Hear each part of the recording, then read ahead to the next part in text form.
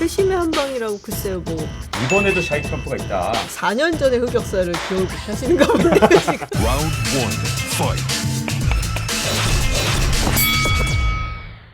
안녕하세요. 박종훈의 경제 한방입니다. 이 미국 대선의 향방 그리고 11월 3일 이후에 미국 정치계는 어디로 갈지 또 역시 여기에도 관심이 많을 겁니다. 그런데 그 모든 것을 그려주실 분이 바로 한 분 계시죠. 미국 정치 전문가 김지훈 박사님을 모셨습니다. 안녕하세요. 안녕하세요.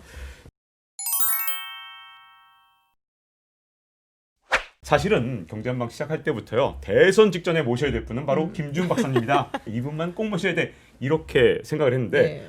이렇게 바쁘실 때 저희 경제 한방 나와주셔서 정말 감사드립니다. 4년 전의 흑역사를 기억을 못 하시는가 본데요 지금.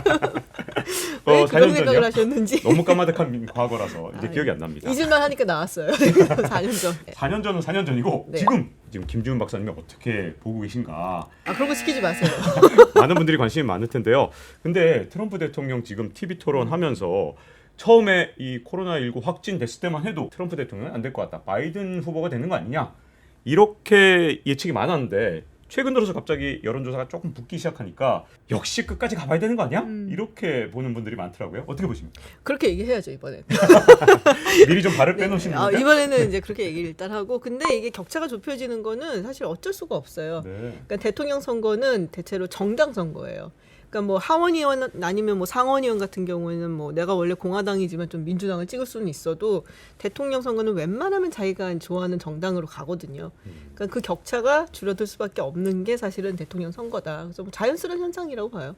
그런데 정말 선거라는 게 어떻게든 뭐 확신하기 정말 어렵잖아요. 네. 뭐 샤이 트럼프, 숨어있는 트럼프 지지자들도 있고 그러다 보니까 그래도 바이든 후보가 여론조사에서 선두를 뺏긴 적이 없으니까 이대로 가면 바이든 후보가 될 가능성이 조금 더 높은 거 아니냐 이렇게 볼 수 있겠죠? 가능성은 조금 더 높기는 하죠. 네. 일단은 이제 2016년이랑 비교를 해보면 힐러리 클린턴하고 트럼프는 이렇게 왔다 갔다 한 적이 좀 있어요. 그리고 격차도 막 굉장히 큰 폭으로 좁혀졌다가 넓어졌다가 하는데, 바이든 같은 경우는 상당히 이렇게 그 격차를 아주 뭐랄까 일관성 있게 유지를 하는 편이고, 요새 가서 사실은 이제 뭐 전국 뭐 득표라든지 전국 지지율 같은 경우는 훨씬 더 조금 벌리는 그런 모양새를 보이고 있는데, 다들 아시다시피 이제는 우리가 이제 미국 선거제도 다 알잖아요. 네. 하도 많이 겪어서. 그렇죠.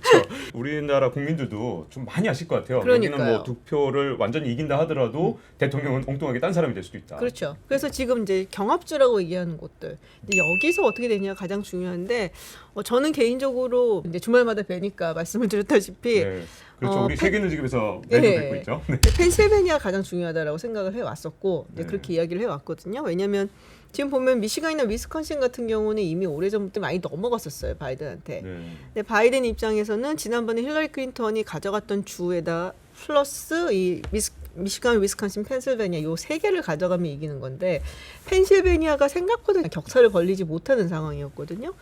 근데 지금 보면은 뭐 약간 좁아졌다가 또 약간 벌어졌다가 그거를 계속 유지를 하면서 한 평균 한 4%포인트 정도 앞서고는 있어요. 네.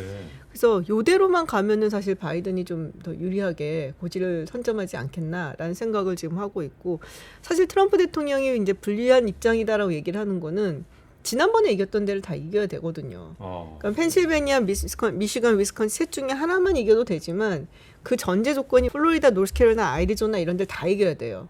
근데 거기도 지금 간당간당하거든요. 네킨넥이라고 얘기를 하는데 거기서 이제 누가 가져가느냐.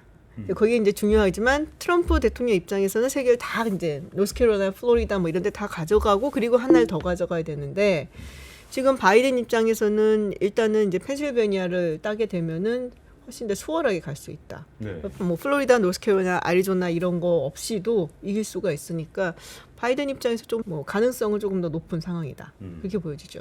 그런데 이제 4년 전에 대선 결과를 미리 맞췄던 여론조사 기관이라는 곳 트라파이가르 그룹에서는 이번에도 샤이 트럼프가 있다. 그렇기 때문에 트럼프 대통령이 이 격차 정도는 얼마든지 넘어서서 당선될 수 있다. 그러다 보니까 이거 때문에 뒤집혀질 건지 아닌지를 예측을 어떻게 해야 될지 좀 궁금해지거든요. 근데 이 샤이 트럼프에 대해서는 그때도 말이 많았어요, 사실.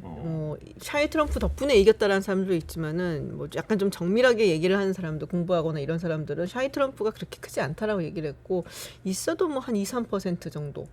근데 이제 보통은 우리가 여당이나 대통령의 경우에는 이제 샤이 보터들이 별로 없다고 얘기를 해요. 네. 굳이 샤이할 필요가 없거든요. 그 상황에서는. 옛날에는 샤이해야 되는데 지금 같은 상황에서는 굳이 내가 뭐 그 사람을 지지한다고 해서 부끄러워할 필요가 없기 때문에 그래서 샤이 트럼프가 이번에 없을 것이다라는 얘기가 많아요. 물론 이제 지난번 선거에도 없었다라고 말하는 사람들도 있어요. 뭐 여러 가지 이제 구체적으로 조사를 해보고 뭐 여론조사 결과 이제 방법론적인 부분을 비교를 했을 때 네. 그래서 지난번보다는 그래도 적을 것이다라고 하고 얘기를 하고 있고. 그런데 여론조사 기관들도 뭐 저번에 틀렸으니까 이번에 뭔가 좀 보완도 하고 좀 달라진 점도 있을 것 같고요. 여론조사 같은 경우도 하도 4년 전에 뒤어갖고 네. 요번에 많이 보완을 했죠. 뭐 예를 들면은 지난번에 비해서 요번에는 훨씬 더 그 트럼프 지지자들이라든지 아니면 그쪽에 가중치를 더 많이 둔다든지 네. 그리고 이제 이 교육 수준에 대해서 굉장히 많이 가중치를 두는 방향으로. 왜냐면 이 교육 수준에 대해서 굉장히 많이 달라졌거든요. 지난번보다는 훨씬 더 정확할 거다라고 이야기들을 하고는 있는데 물론 그것도 이제 뭐 봐야지 알죠. 뚜껑을 네. 열어봐야지. 그런데 이 미국 대통령 선거에서 특징적인 현상 중에 하나가 우편 투표 네. 사전에 굉장히 많은 분들이 했고 그러다 보니까 이게 투표 결과에도 영향을 미칠 거다라는 분석도 있더라고요. 그러니까 지금 보면은 10월 26일 말씀하셨죠. 월요일 현재 한 600만 명 정도가 우편 투표를 했다고 얘기를 하고 있고 또 어떤 주에서는 이미 2016년도에 그 사전 투표율을 그러니까 훨씬 더 넘어섰어요. 이게 사전 투표가 이제 두 가지가 있는데 하나는 우편으로 하는 경우가 있고 하나는 직접 가서 하는 경우가 있거든요. 저 펜실베니아라든지 뭐 미시간, 위스콘신 이런 데는 이미 사전 투표율이 지난번 4년 전보다 이미 넘어섰어요. 그러니까 이제 진짜 투표율 되면은 훨씬 더 이제 많을 것이다라고 얘기를 하는 거고, 이제 우편 투표가 많아서 이게 굉장히 관건이다라고 얘기하는 거는 우편 투표를 하겠다는 사람들이 압도적으로 민주당이 많아요. 네.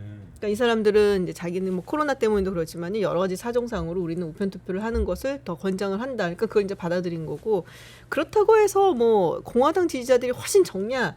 그건 아닌 것 같아요. 네. 그러니까 예년에 비해서 공화당 지지자들도 그만큼 우편 투표를 하고 있어요. 상당히. 네. 그래서 이게 하나의 대체제로 작용을 하는 것이지 이걸 보고 단순히 누가 더 유리하다고 말하기는 아직은 이르다라는 생각이 들고요.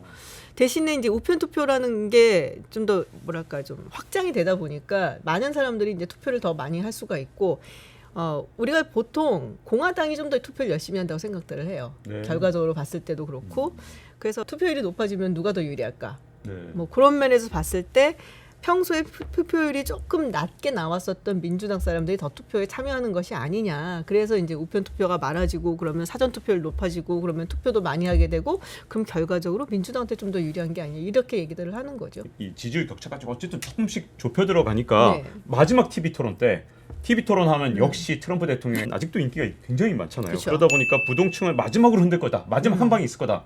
한 방이 없었던 것 같아요, 저는. 2차 TV 토론은 이제 캔슬이 된 거고, 처음 네. TV 토론에서 트럼프 대통령이 워낙에 말 끊고 뛰어들고 뭐 막 그러니까 음소거를 했잖아요. 네.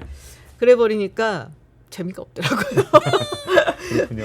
욕을 해도 막 네. 트럼프 대통령 끼어들고 막 소리 지르고 막 그래야지 지지자들을 이렇게 부스트하는 그런 효과가 있는데, 이게 아무래도 좀 점잖아지니까 이 트럼프 대통령의 어떤 매력 이런 게 좀 덜 돋보였다. 그래서 기대는 조금 못 미치지 않았을까 트럼프 대통령한테. 지지자들은 좀 더 화끈한 말을 그럼요. 기대했던 거군요. 네. 근데 그거에 기대에 못 미쳤다 이런 말씀이군요. 그렇죠. 그러면 토론뿐만 아니라 트럼프 대통령이 그래도 어쨌든 현직 대통령이니까 마지막으로 정말 회심의 일격 같은 게 혹시 준비되어 있을 수도 있지 않을까요? 그건 어떻게 보십니까? 일주일 남았는데요. 네, 그럴 가능성은 없을까요? 글쎄요. 펜스 부통령 쪽에 지금 확진자가 또 나왔거든요. 네, 그러면은 펜스 부통령도 이렇게 마음껏 뭔가 이렇게 유세를 하기 좀 힘들고 오히려 상황이 이렇게 썩 좋아 보이지는 않아요.